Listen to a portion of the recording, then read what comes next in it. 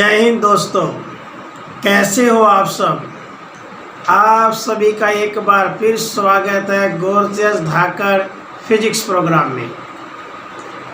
आज का ये शानदार कंसेप्ट आपको 12th डिप्लोमा और हर कंपटीशन एग्ज़ाम में आपका मार्गदर्शन करेगा।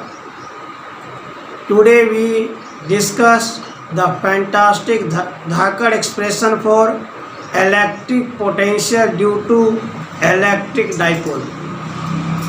आज हम आपको समझाएंगे इलेक्ट्रिक डाइपोल के कारण किसी पॉइंट पर कितना इलेक्ट्रिक पोटेंशियल प्रोड्यूस होता है।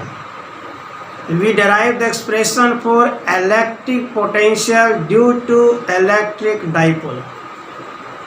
ये एक्सप्रेशन डिराइव करने के लिए आपको इन दो कंसेप्टों का ज्ञान होना चाहिए। पहला इलेक्ट्रिक पोटेंशियल और दूसरा electric dipole. Electric potential is the amount of work done to carry unit positive charge from infinity to given point और गिवन डिस्टेंस। किसी यूनिट पॉजिटिव चार्ज को इन्फिनिटी से नॉन पॉइंट या नॉन डिस्टेंस तक लाने में जो किया जाता है काम, उसका है नाम electric potential. Electric dipole is a pair of equal and opposite charge separate by small distance.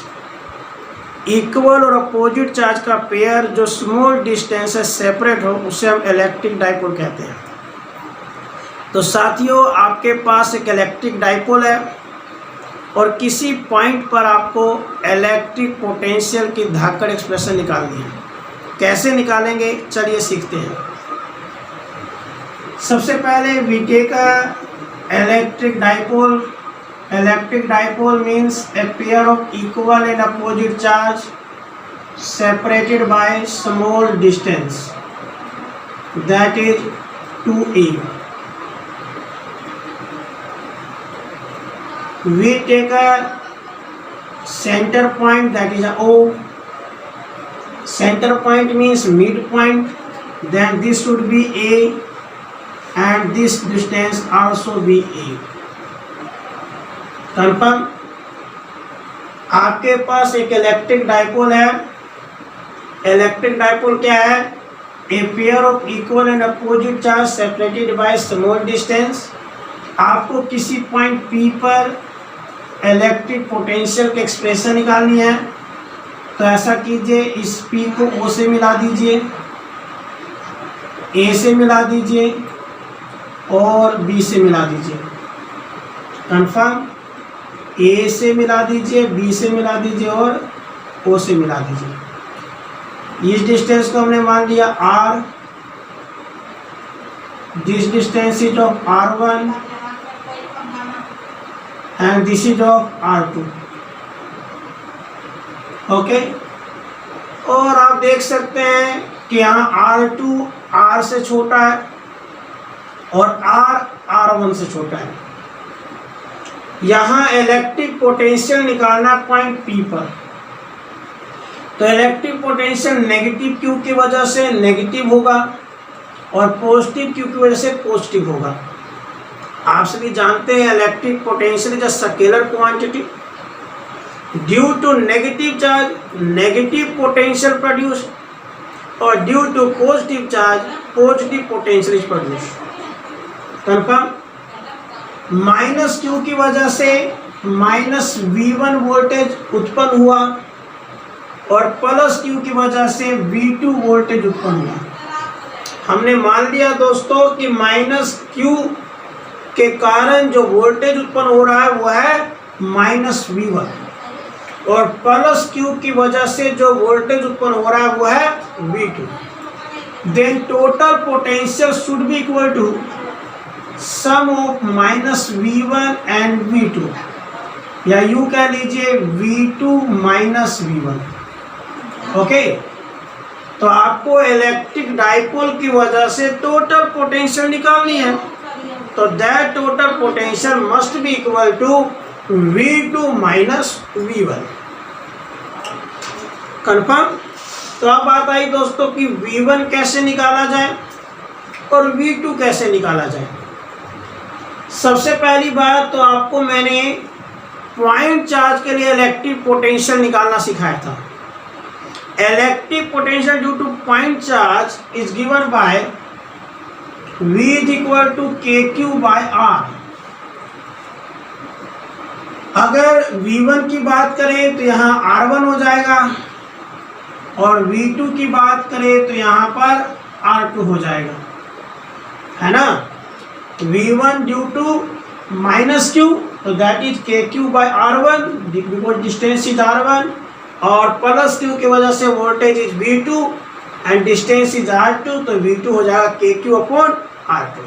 So simple. Put this value in equation 1। तो V must be equal to V2 आ गया आपका KQ बाय R2 और V1 आ गया आपका KQ upon R1। तो इसे हमने मान लिया इक्वेशन नंबर 2। So simple. साथियों, हम इलेक्ट्रिक पोटेंशियल निकालना चाहते हैं इलेक्ट्रिक डाइपोल के कारण माइनस Q के कारण माइनस वोल्टेज पैदा हुआ V1, प्लस के कारण प्लस वोल्टेज पैदा हुआ V2। Total potential must be equal to minus V1 plus V2 that is V2 minus V1। Electric potential due to point charge is KQ by R। V1 के लिए हो गया KQ by R1, V2 के लिए हो गया KQ by R2। ये value हम यहाँ पर रख देंगे तो टोटल वोल्टेज आ गया KQ by R2 minus KQ by R1। Clear. साथियों, अब हमें R1 और R2 की वैल्यू R की फॉर्म में निकालना होगा। That is a very important work. हमारा मेन काम क्या रह गया, R1 और R2 की वैल्यू R की फॉर्म में निकालना। कैसे निकालें, चलिए सीखते हैं। सबसे पहले आप क्या कीजिए, जो BP है उसके बराबर में एक OP में से एक हिस्सा काट लीजिए। कैसे, परपेंडिकुलर ड्रा करके। आप B से OP पर परपेंडिकुलर ड्रा कीजिए और उतना हिस्सा काट लीजिए जितना हिस्सा बड़ा है BP से OP का। तो OP में मान लीजिए OC हिस्सा बड़ा है इससे BP से, तो हमने OC परपेंडिकुलर कट कर दिया। ओके।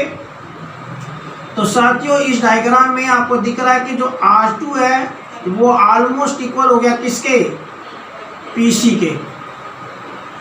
ये जो आपका R2 है ये ऑलमोस्ट इक्वल हो गया किसके, PC के। और PC की वैल्यू किसके बराबर है भाई, PC is equal to OP minus OC। PC is equal to OP minus OC। OP में से हम OC को घटा देंगे, OP में से OC हटा दीजिए तो that should be out PC। Confirm. OP तो पता है आपको आ रहा है, बस OC निकालना रहेगा। तो OC कैसे निकालें, ध्यान समझिए। अब आपको क्या चाहिए, OC चाहिए। OC कैसे निकालेंगे, हमें राइट एंगल ट्राइंगल ले लिया OBC। OBC right angle triangle को ले लीजिए, तो हमने ले लिया right angle triangle OBC। Trigonometry में कहा जाता है जो निकालना हो उसे ऊपर लिखो और जो दे रखा है उसे नीचे लिखो। हमें निकालना क्या है भाई, OC। हमें पता क्या है, OB। तो OC हमें निकालना है, OB हमें दिया हुआ है, उसकी वैल्यू में पता है। अच्छा, ये तो आपको पता ही है, इसे मैं थीटा मान लिया। थीटा के सामने वाले जो साइड होता है वो परपेंडिकुलर होता है और 90 के सामने वाला साइड जो होता है वो हाइपरटेन्यूज होता है। ट्राइंगल में एक परपेंडिकुलर है, एक हाइपरटेन्यूज है, तो तीसरा क्या रह गया भाई, बेस रह गया। Okay, so simple. हमें OC निकालना है, तो हमने देखा OBC ट्राइंगल में तो थीटा के सामने वाला परपेंडिकुलर, 90 के सामने वाला हाइपरटेन्यूज तो ये जो OC रह गया वो क्या रह गया, बेस।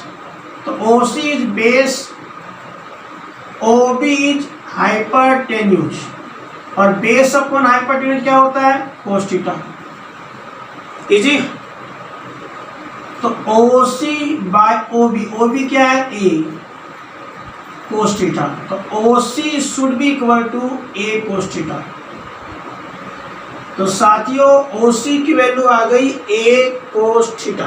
क्लियर, ये वैल्यू यहां रख दीजिए।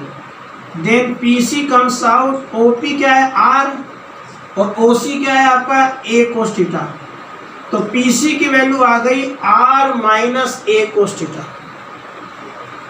दोबारा समझाते हैं, हमने R2 को R की फॉर्म में लिखने का निश्चय किया। हमने उतना हिस्सा काट लिया जो बड़ा था, तो OC कट आउट हो गया। R2 is almost equal to PC, और PC is equal to OP minus OC, और OC हमने निकाला तो वो आ गया A cos थीटा। तो PC क्या आ गया, OP माइनस OC, OP है R, OC है A cos थीटा। तो PC आ गया R minus A cos theta. Clear. तो साथियों R2 की वैल्यू इस तरीके से आ गई आपकी R minus A cos theta. R2 आपका R की फॉर्म में आ गया R minus A cos theta. So simple, confirm. अब हम इसी प्रकार R1 की वैल्यू निकालेंगे in terms of R, right. चलिए अब हम कैसे निकालेंगे भाई R1 की वैल्यू। तो आप देख सकते हैं AP जो है वो OP से बड़ा है, तो जितना हिस्सा बड़ा उतना हिस्सा आप यहाँ परपेंडिकुलर ड्रा के काट कर लीजिए। यहाँ पे A से परपेंडिकुलर ड्रा किया हमने AD परपेंडिकुलर ड्रा किया कहाँ, PD पर, और हमने परपेंडिकुलर इसलिए ड्रा किया ताकि हम R1 को R की फॉर्म में लिख सकें। R1 क्योंकि OP से बड़ा था, इसीलिए जितना हिस्सा OP का छोटा रह गया हमने उस हिस्से को और बड़ा कर दिया ताकि R1 R की फॉर्म में लिखा जा सके। कंफर्म। तो साथियों सो सिंपल, यहाँ पे जो AP है वो आपका R1 है, और R1 जो है वो ऑलमोस्ट इक्वल है किसके, PD के, ठीक है ना। और PD जो है वो बराबर है OP प्लस में OD। You can see PD क्या है, OP प्लस OD। और OD कैसे निकालेंगे, सेम वही बात, यहाँ राइट एंगल ट्राइंगल ले लिया AOD, हमने AOD राइट एंगल ट्राइंगल ले लिया, राइट। ये थीटा है तो वर्टिकल अपोजिट एंगल बराबर होते हैं, तो ये थीटा तो ये भी थीटा हो जाएगा। थीटा के सामने वाला साइड क्या होता है, परपेंडिकुलर। 90 के सामने वाला क्या होता है, हाइपोटेन्यूज। थीटा के सामने वाला परपेंडिकुलर, 90 के सामने वाला हाइपोटेन्यूज, तो ये क्या बन गया, बेस। कंफर्म। तो साथियों अभी मैंने बताया कि कोई ट्राइंगल हो ना, तो जो निकालना हो वो ऊपर रख दो, जो दे रखा हो वो नीचे रख दो। तो OD हमें निकालना है, OA की वैल्यू में पता है, OD क्या है, बेस, OA क्या है, हाइपोटेन्यूज, और बेस अपॉन हाइपोटेन्यूज क्या होता है, cos थीटा। कंफर्म। तो OA क्या है, A cos थीटा। तो OD बराबर आ गया A cos थीटा। क्लियर। अब इस OD की वैल्यू यहां रख दीजिए, तो PD आ जाएगा OP plus A cos theta, और OP क्या है दोस्तों, R, तो PD आ गया R plus A cos theta, और PD इज R1, तो R1 की वैल्यू आ गई R plus A cos theta. Confirm दोस्तों? तो हमने R1 को R की फॉर्म में लिखा तो आया R plus A cos theta, R2 को R की फॉर्म में लिखा तो आया R minus A cos theta. तो हमने बड़े धाकड़ तरीके से वोल्टेज निकालने की पेशकश रखी। वोल्टेज में R1 R2 दो टर्म देखे, R1 R2 को बड़े ही शानदार तरीके से R की फॉर्म में चेंज कर लिया गया। क्लियर? अब जो यहाँ R1 R2 आया, साथ ही ये वैल्यू आप इक्वेशन नंबर 2 में रख दीजिए। तो क्या आएगा? वोल्टेज आ जाएगा आपका के क्यू। R2 क्या आया भाई? R minus A cos theta. और R1 क्या है दोस्तों? R plus A cos theta. Right? के क्यू इज कॉमन, क्या रहेगा यहाँ पे? 1/R minus A cos theta minus में 1/R plus A cos theta. तो बड़े धाकड़ तरीके से आपके स्क्रीन पर ये वोल्टेज निकाला जा रहा है और आपने देखा कि वोल्टेज बड़े ही गोर्जियस तरीके से आपके सामने उपस्थित हो चुका है। अब इसको सोल्व कर लीजिए। तो वोल्टेज बराबर के क्यू। अब ये तो फ्रैक्शन का सब्ट्रैक्शन है, बड़े आसानी से सोल्व कर सकते हैं आप। इन दोनों का एलसीएम निकालिए, क्या आएगा? R minus A cos theta into में R plus A cos theta. इस टर्म को इससे डिवाइड कीजिए, बताओ क्या आएगा? R plus A cos theta minus का साइन, फिर इसी टर्म को इससे डिवाइड कीजिए, बताओ क्या आएगा? R minus A cos theta. Clear? So easy.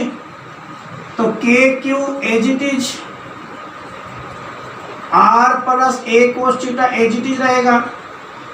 अब ब्रैकेट आप हटाएंगे तो साइन चेंज हो जाएगा ना, माइनस का साइन हो तो साइन चेंज हो जाता है, माइनस का माइनस माइनस, प्लस का A cos theta. A minus B into A plus B, बताओ क्या होता है? A square minus B square, तो that is R square minus A square cos square theta. Confirm? Easy. इन दोनों का एलसीएम निकाला और इस टर्म को इससे डिवाइड किया, R plus A cos theta आ गया। इस टर्म को इससे डिवाइड किया, R minus A cos theta आ गया। और सिंपल मैथमेटिकल कैलकुलेशन, ब्रैकेट हटाया, माइन यहाँ साइन चेंज हो गया और आपके सामने ये शानदार उपस्थित हो गया। राइट? कोई दिक्कत? प्लस माइनस कैंसल आउट, तो दैट बिकम के क्यू 1 और 1 2, तो A cos theta plus A cos theta क्या आ गया? 2a cos theta. R square minus A square cos square theta. अच्छा बताओ, Q इंटू 2a क्या होता है? Q इंटू 2a होता है dipole moment, that is a P। तो K P cos theta divide by R square minus A square cos square theta. तो these are fantastic धाकड़ expression for electric potential due to electric dipole। Confirm दोस्तों? तो आप देख सकते हैं इससे आसान टेक्निक इस एक्सप्रेशन की नहीं हो सकती। That is a very important and very easy technique जो आपके सामने पेश की गई। टोटल वोल्टेज क्या है? Minus V1 plus V2। V1 हो गया हमारा के क्यू बाय R1, V2 हो गया हमारा के Q by R2। Right? Minus में के क्यू, R1 क्या है हमारा? R plus A cos theta और R2 क्या हमारा? R minus A cos theta. के क्यू कॉमन आ गया, रह गया माइनस में 1/R plus A cos theta और यहाँ आ गया R minus A cos theta. So easy. के क्यू इज आउटसाइड, इन दोनों का एलसीएम हो गया R plus A cos theta, R minus A cos theta. यहाँ इसको सोल्व किया तो यहाँ आ गया माइनस में R minus A cos theta, और यहाँ आ गया प्लस में R plus A cos theta. Clear? इसको और सोल्व कर लीजिए तो आपका के क्यू, इसको सोल्व करने पे आया 2a कोस थीटा डिवाइड में a plus B into A minus B, A square minus B square. Easy. q into 2a क्या होता है p, तो that become K P cos theta by R square minus A square cos square theta. So these are fantastic Dhakkar expression for electric potential due to electric dipole। साथियों अब हम आपको इसके कुछ स्पेशल केस बताते हैं। Electric dipole की स्थिति में दो केस देखे जाते हैं, एक एक्सियल लाइन और दूसरा इक्वेटोरियल लाइन। तो यहाँ हम इलेक्ट्रिक पोटेंशियल की शानदार एक्सप्रेशन देखते हैं कि एक्सियल लाइन के लिए क्या होगी और इक्वेटोरियल लाइन के लिए क्या होगी। सबसे पहले हम बताते हैं आपको एक्सियल लाइन के लिए। एक्सियल लाइन होता क्या है, ये मान लीजिए डाइपोल है हमारा माइनस क्यू प्लस क्यू, तो इसी एक्सिस पे कोई पॉइंट है तो इस लाइन को हम एक्सियल लाइन कहते हैं। Axial line is the line which present on same axis. मतलब इलेक्ट्रिक डाइपोल के एक्सिस पे जो लाइन बनी हुई है उसे हम एक्सियल लाइन कहेंगे। तो ये इलेक्ट्रिक डाइपोल और ये एक्सियल लाइन है। तो ये आप सिंपली बता सकते हैं कि एक्सियल लाइन के लिए जो एंगल होगा वो कितना होगा, बोलो 0 डिग्री। अगर एंगल 0 डिग्री हुआ तो वोल्टेज क्या बन जाएगा, K P cos 0 divide by R square minus A square cos square 0। Cos 0 की वैल्यू कितनी होती है 1, तो that become K P cos 0 1 R square minus A square.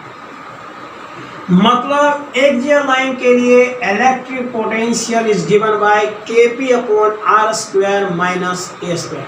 Clear?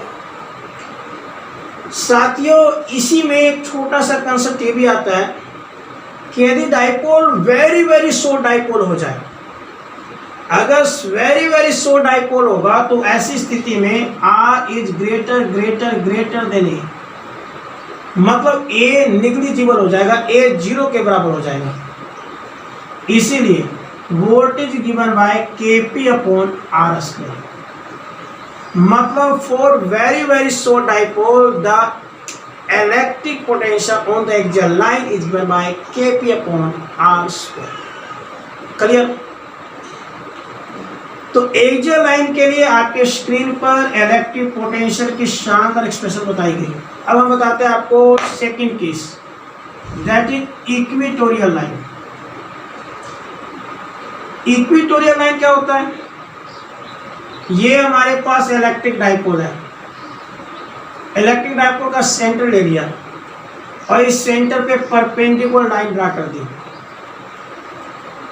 तो जो सेंटर परपेंडिकुलर लाइन ड्रा हुई, that perpendicular line is known as equatorial line.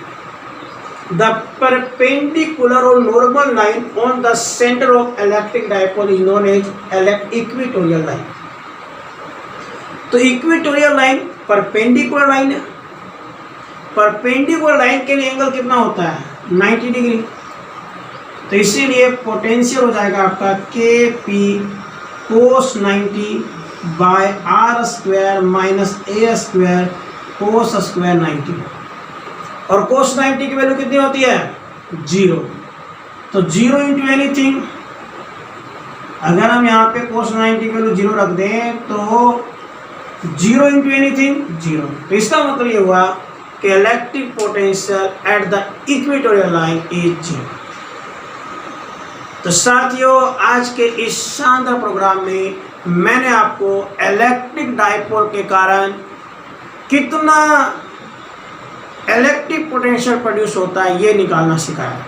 That is very very important concept और बड़े इजी और धाकड़ टेक्निक से ये शानदार expression आपके सामने पेश की गई। इस एक्सप्रेशन के लिए इससे आसान टेक्निक नहीं हो सकती। मुझे विश्वास है आपको हमारे द्वारा बताया गया ये शानदार टेक्निक अवश्य ही पसंद आया होगा। तो इसी टेक्निक के साथ आप पढ़ते रहिए, हंसते रहिए, मुस्कुराते रहिए। फिर मिलेंगे एक और धाकड़ कंसेप्ट के साथ, सेम टाइम सेम जगह। जय हिंद, जय भारत।